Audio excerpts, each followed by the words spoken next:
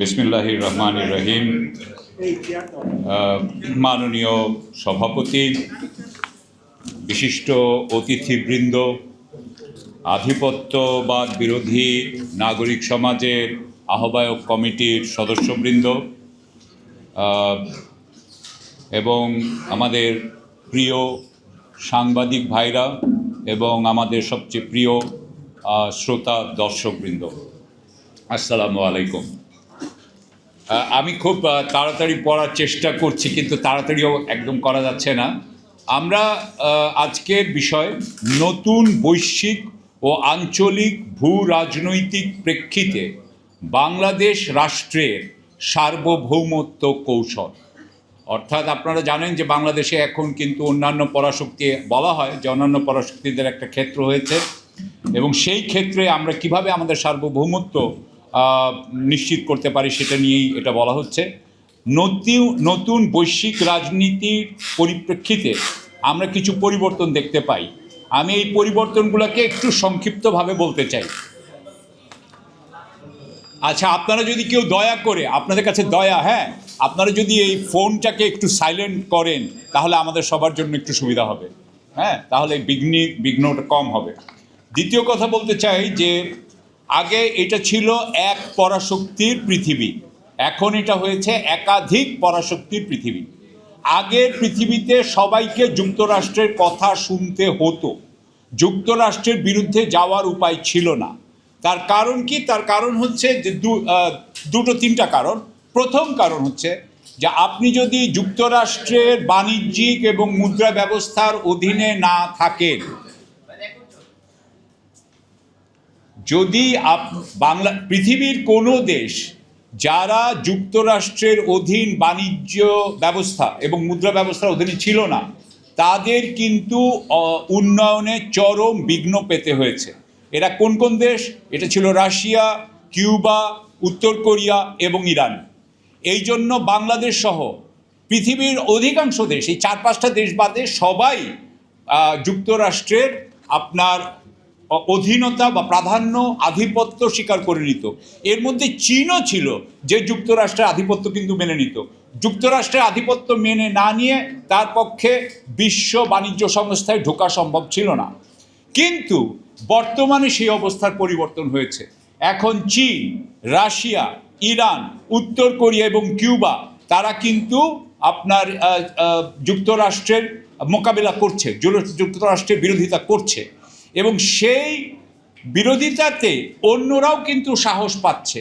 সেই সাহস পেয়ে পৃথিবীর বহু দেশ আজকে ব্রিক্সের মেম্বার হইতে চায়। আজকে বাংলাদেশও কিন্তু ব্রিক্সের মেম্বার হতে চাচ্ছে, চীনের সাথে নৈকট্য চাচ্ছে, এবং সুতরাং তার ফলে এইটার ফলে কি কি ঘটনা ঘটতে পারে?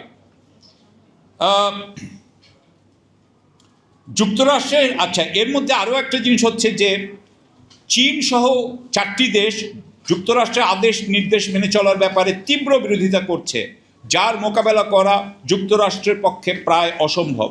এই বিরোধিতা সম্ভব হচ্ছে কারণ যুক্তরাষ্ট্রের অর্থনীতি এবং শিল্প উৎপাদন সক্ষমতা দুর্বল হয়ে পড়েছে। তার সামরিক অস্ত্রাগার দীর্ঘকালীন যুদ্ধ চালিয়ে যাওয়ার জন্য অপ্রতুল, তা প্রমাণিত সত্য, এবং তার রাজনৈতিক নেতৃত্ব হয়ে পড়েছে অপরিণামদর্শী। অর্থাৎ আমরা যেটা বললাম, এখন ইরানে কিন্তু যুদ্ধে দেখেন, আগে একসময় বলা হতো, আমি জানি না, এটা আরও বড় হয়ে যাবে, যে ছোট করতে হবে বিরোধিতা। আমি এখান থেকে একটু একটু করে পড়ে দিই। যুক্তরাষ্ট্রের সাথে তার ইউরোপীয় মিত্রদের সমঝোতা হুমকির সম্মুখীন। চীনের বিরুদ্ধে যুক্তরাষ্ট্রের প্রতিদ্বন্দ্বিতা করার বস্তুগত এবং মানসিক শক্তি আছে কি না সে ব্যাপারে এশীয় মিত্ররা অর্থাৎ জাপান, কোরিয়া সন্দিহান। এ অবস্থায় ইউরোপীয়, এশীয় এবং তৃতীয় বিশ্বের দেশগুলো ক্রমান্বয়ে চীন এবং রাশিয়ার সাথে সম্পর্ক উন্নয়ন করে একাধিক পরাশক্তির সাথে ভারসাম্যমূলক সম্পর্ক বজায় রাখার চেষ্টা করছে। আমাদেরকে মনে রাখতে হবে যে ইতিমধ্যেই প্রায় 50-60টি ছোট বড় যুদ্ধ কিন্তু পৃথিবীতে এই মুহূর্তে হচ্ছে, এবং এই যুদ্ধগুলো থামাতে যুক্তরাষ্ট্র অক্ষম। সুতরাং এর মাধ্যমে বোঝা যায় যে আমাদের পরাশক্তির যে আগের প্রাধান্য ছিল সেটা কমে গেছে। দ্বিতীয় হচ্ছে স্থিতিশীলতার পরিবর্তে এখন কিন্তু পরাশক্তির প্রতিদ্বন্দ্বিতা হচ্ছে। বিশ্বের সামরিক বিশেষজ্ঞরা দেখছেন যে যুক্তরাষ্ট্র ইরানকে পরাজিত করতে অক্ষম। যুক্তরাষ্ট্রের সামরিক শক্তির হ্রাসের প্রেক্ষিতে চীন এবং রাশিয়া যুক্তরাষ্ট্রের বিরোধিতা করতে আরও সাহসী হয়ে উঠেছে। চীন যুক্তরাষ্ট্রের মিত্র দেশসমূহকে আক্রমণ না করলেও চীনের সাহায্য নিয়ে তার কোনো মিত্র দেশ, যেমন ধরেন পাকিস্তান, সেই পাকিস্তানকে যদি আক্রমণ যখন করেছিল ভারত সেই 2025 সালে, তখন কিন্তু তীব্র মোকাবেলা করা হয়েছে। বর্তমানে রাশিয়া মরিয়া হয়ে আছে ইউক্রেন যুদ্ধের সমাপ্তি টানার জন্য। যেহেতু ইরান যুদ্ধের কারণে যুক্তরাষ্ট্র ইউক্রেনকে সামরিক সাহায্য দিতে পারছে না, সেই শূন্যস্থান ইউরোপীয় পুঁজিবাদী দেশসমূহ পূরণ করছে। ইউরোপীয় এই দেশগুলোর সাহায্যের কারণেই ইউক্রেন যুদ্ধ চালিয়ে যেতে পারছে। ফলে যুদ্ধ শেষ করার জন্য রাশিয়া ওই সকল ইউরোপীয় সাহায্যকারী দেশগুলোর সামরিক উৎপাদন কেন্দ্রে আঘাত করতে পারে।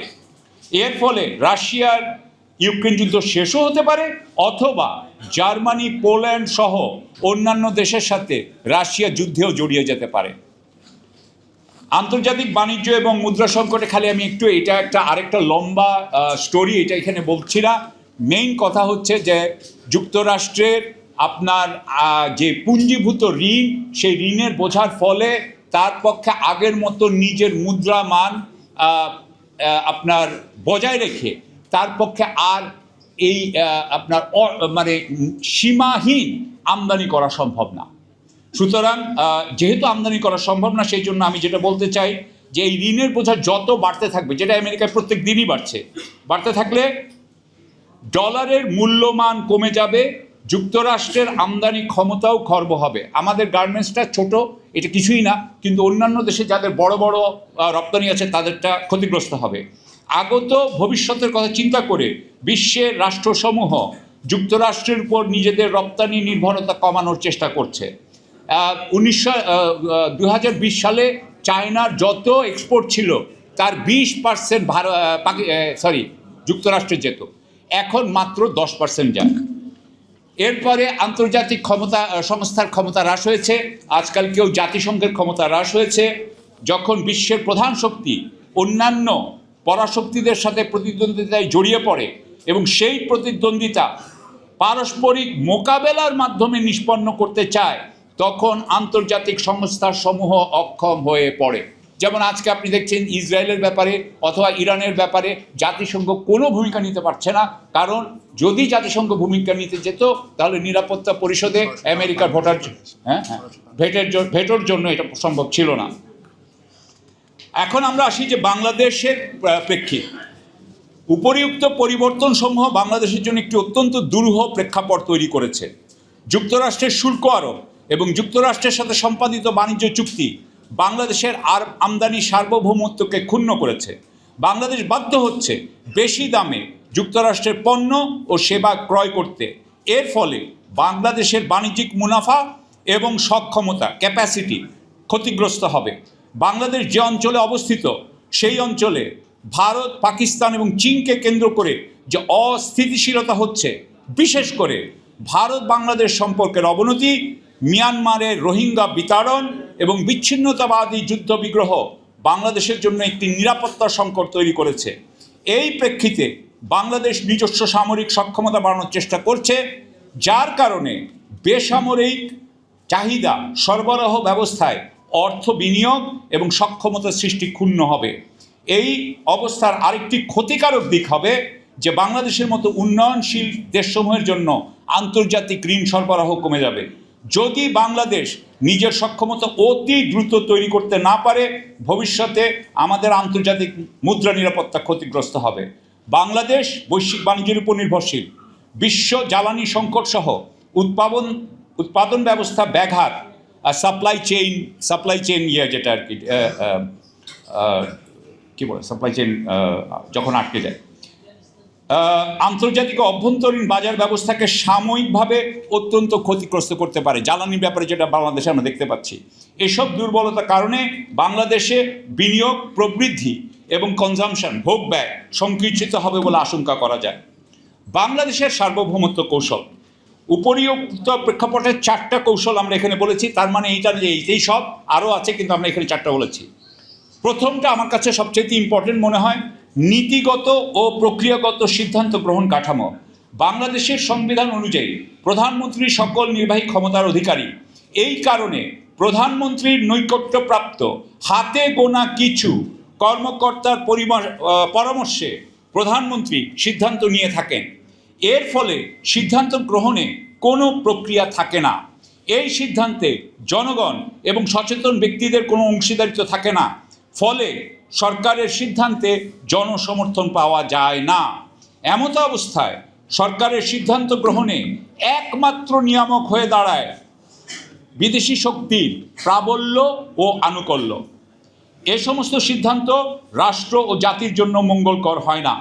অপরদিকে বাংলাদেশ সরকার যদি নীতিগত ও প্রক্রিয়াগত অর্থাৎ প্রিন্সিপালড এবং ডিসিশন মেকিং প্রসেস প্রক্রিয়াগত কাঠামোর অধীন হতো, তাহলে যুক্তরাষ্ট্রকে নীতির কারণ দেখিয়ে জনসমর্থনের অনুপস্থিতির কারণে কিছুটা হলেও তাকে নিবৃত্ত করা যেত।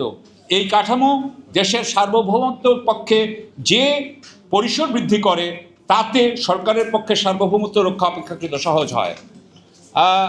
আমদানি রপ্তানির পরিসর বাংলাদেশ পরিসর বৃদ্ধি, বাংলাদেশ রপ্তের মানে আমাদের বিভিন্ন গন্তব্যস্থানে আমাদের করা উচিত ডাইভার্সিফিকেশন অফ এক্সপোর্ট। এই পোশাক রপ্তানি যুক্তরাষ্ট্র ইউরোপের উপর নির্ভরশীল। আমাদের প্রধান সেবা রপ্তানি মধ্যপ্রাচ্য এবং মালয়েশিয়ার উপর নির্ভরশীল। এই সকল নির্ভরতার ফলে বাংলাদেশের জন্য যুক্তরাষ্ট্র বা ইউরোপ বা মধ্যপ্রাচ্যের বিরুদ্ধে সার্বভৌমত্ব চর্চা অত্যন্ত দুরূহ। গত ৪৫ বছরে বাংলাদেশি নির্ভরতাকে বেরোতে পারেনি। বাংলাদেশ যদি তার শিক্ষা, স্বাস্থ্য, বিনিয়োগ ও জ্বালানি ব্যবস্থার উন্নতি করতে না পারে, তাহলে বাংলাদেশের সার্বভৌমত্ব আরও খর্ব হবে। এর প্রতিটা ক্ষেত্রে আমাদের ব্যর্থতা যদি কোনো বড় কারণ থাকে, তাহলে সরকারি কার্যপরিধির বিস্তার এবং দুর্নীতি।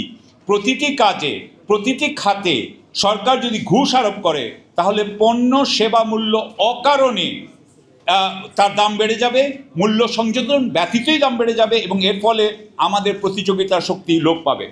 3, অংশীদারিত্ব সম্পন্ন নদীগুলোর আন্তর্জাতিকীকরণ। ভারতের সৃষ্ট বাংলাদেশে প্রবাহিত নদীগুলোর পানির ভাগাভাগির বিষয়ে ভারত সবসময় দ্বিপাক্ষিক কাঠামো দাবি করেছে।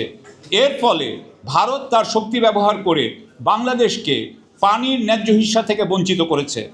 শুষ্ক মৌসুমে পানির সংকট ও বর্ষার সময় যে বন্যা প্লাবিত হয়েছে, ভারতের নদী অব্যবস্থাপনার কারণে তাতে বাংলাদেশ কতখানি আর্থিক এবং জীবনের ক্ষতি হয়েছে তা নির্ধারণ করা দরকার।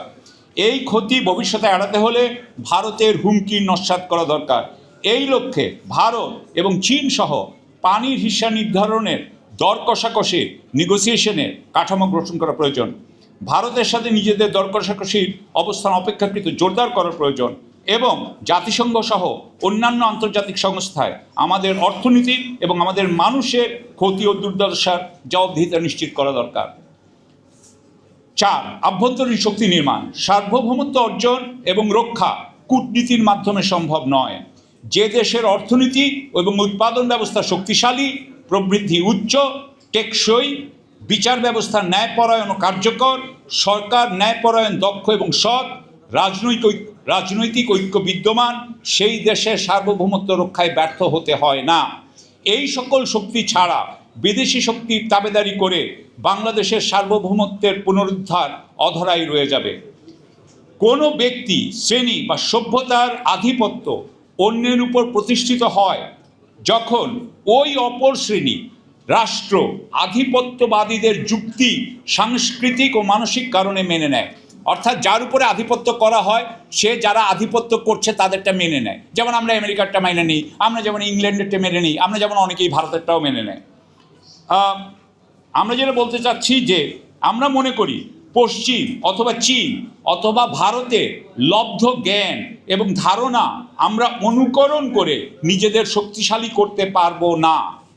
কোনো দেশ অন্যকে অন্ধ অনুকরণ করে বড় হতে পারে না। আমাদের শিক্ষার সংকট আছে, সৃষ্টিশীলতার সংকট আছে, কর্মদক্ষতার অভাব আছে। এ অবস্থায় আগে শিক্ষার, সৃষ্টিশীলতার এবং দক্ষতার সংকট কাটাতে হবে। শুধুমাত্র তারপরেই আমরা আমাদের নিজের জ্ঞান এবং নিজস্ব পথ তৈরি করতে পারবো। সেই পথেই আমাদের মুক্তি নিহিত আছে।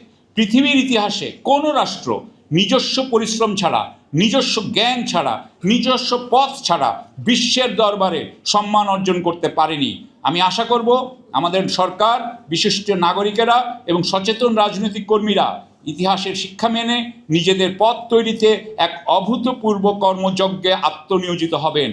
সেই কর্মযজ্ঞের আশা নিয়ে, সেই অনাগত সাফল্যের স্বপ্নে আমার বক্তব্য এখানে শেষ করলাম। ধন্যবাদ।